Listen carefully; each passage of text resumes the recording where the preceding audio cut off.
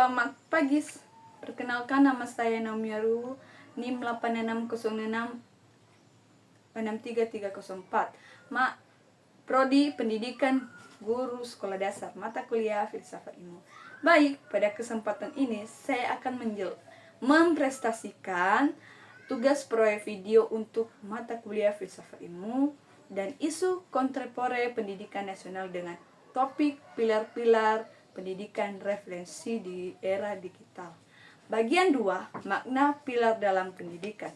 Sebelum masuk ke prinsip utamanya, mari kita pahami dulu makna ke pilar dalam konteks pendidikan. Pilar dimaknai sebagai dasar, tiang, menyanggang, atau fondasi utama yang menopang berdirinya sebuah sistem pendidikan. Tanpa pilar yang kokoh, pendidikan hanya akan menjadi proses transfer ilmu yang rapuh, tanpa arah dan tidak memiliki karakter. Pilar inilah yang menjadi nilai-nilai abadi yang mengarahkan tujuan pendidikan, yaitu membentuk manusia yang beradab, cerdas, dan mandiri. Bagian 2, prinsip dasar pendidikan Ki Hajar Dewantara. Di Indonesia, pilar pendidikan yang paling fundamental dan menjadi landasan pendidikan nasional digagas oleh Bapak Pendidikan kita Ki Hajar Dewantara yang dirangkup dalam 3 semboya ajaib, yaitu pertama, ing ngeraso sung tulodo, artinya di depan memberi teladan atau contoh. Ini bermakna bahwa seorang pendidik, pemimpin, atau orang tua harus mampu memberi contoh perilaku, sikap, dan tidak yang baik bagi peserta didiknya. Kata-kata tidak cukup, harus dibuktikan dengan perbuatan nyata. Kedua, ingmatnya mangun karso, artinya di tengah membangun kemauan atau perkasa. Pendidikan tidak boleh berdiri di kejauhan saja, tetapi harus berada di tengah-tengah peserta didik, berinteraksi, bergaul, dan berperan aktif membangun semangat, kemauan, serta kreativitas anak didik agar mereka memiliki inisiatif sendiri dalam belajar. Ketiga, Tutwuri Handayani, artinya di belakang memberi dorongan dan dukungan. Ini bermakna pendidikan tidak boleh menominasikan atau memaksa kehendak, memberikan kepercayaan, motivasi, dan mendukung potensi agar mereka berani melangkah maju sesuai bakat minat yang masing-masing. Ketiga, prinsip bukan sekedar slogan, melainkan filosofi hidup yang mengajar bahwa pendidikan adalah proses memanusiakan manusia. Bagian 4, analisis relevansi dan tantangan di era digital. Kini hidup di era digital di mana teknologi internet dan media sosial menguasai hampir seluruh aspek kehidupan. Pertanyaannya, apakah pilar-pilar pendidikan Ki Hajar Dewantara ini masih relevan? Jawabannya sangat relevan, bahkan menjadi semakin penting dan krusial. Mari kita analisis satu persatu kaitannya dengan kondisi pendidikan saat ini. 1. Relevansi ing raso tungglong, memberi teladan. Di era digital, batas ruang dan waktu sudah hilang.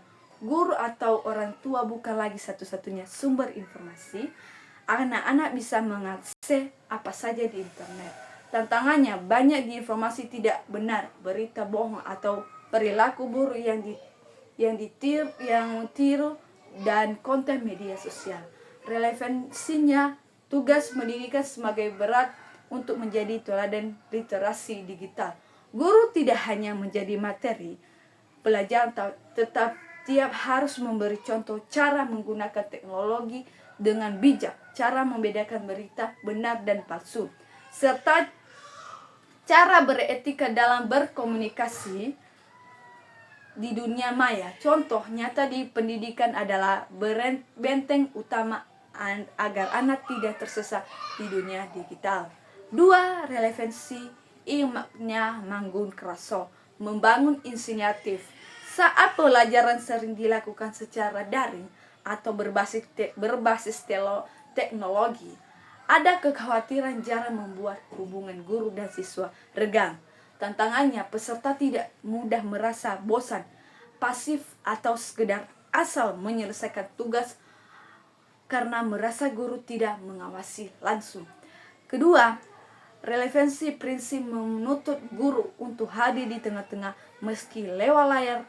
Guru harus mendesain pembelajaran yang berinteraktif, mancing diskusi, dan membangun semangat belajar mandiri. Teknologi hanya alat, namun kehadiran semangat, inspirasi, dan pendidikan membuat pelajaran hidup di era digital.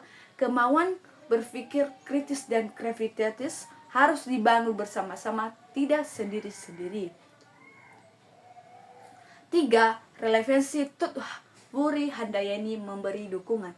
Era digital menuntut keterampilan abad ke-21, kemampuan beradaptasi, berpikir, dan berinovasi. Anak-anak setiap memiliki potensi dan cara belajar yang berbeda-beda. Tantangannya, munculnya ketimbangan akses teknologi serta tekanan dari sosial atau bullying di dunia yang maya yang bisa relevansinya, peran pendidikan berubah menjadi fasilitator dan pembimbing. Guru berdiri di belakang, memberi dukungan emosional, memotivasi anak-anak yang tertinggal akses, dan mendorong setiap anak untuk mengembangkan bakatnya di bidang teknologi, seni maupun sains sesuai minatnya. Dukungan ini sangat dibutuhkan agar anak berani berkarya dan berinovasi di tengah derasnya arus informasi. Bagian 5 yang terakhir, sebagai relevansi, saya menyimpulkan bahwa persoalan pendidikan nasional saat ini, mulai di rendahnya karakter ketimbangan pendidikan hingga tantangan pembelajaran digital, tidak bisa diselesaikan hanya dengan teknologi canggih atau kurikulum baru saja. Teknologi boleh berubah, metode boleh berganti, namun pilar pendidikan Ki Hajar Dewantara menjadi jiwanya. Ingraso su tulodo memastikan kita punya patunan yang baik. Imatya Magu Kasong memastikan kita punya sangat dan kreativitas. Tut Wuri Handayani memastikan kita didukung untuk maju. Ketiga pilar ini yang menjawab tantangan zaman pendidikan di Indonesia, mampu melahirkan generasi digital yang cerdas secara intelektual, tetapi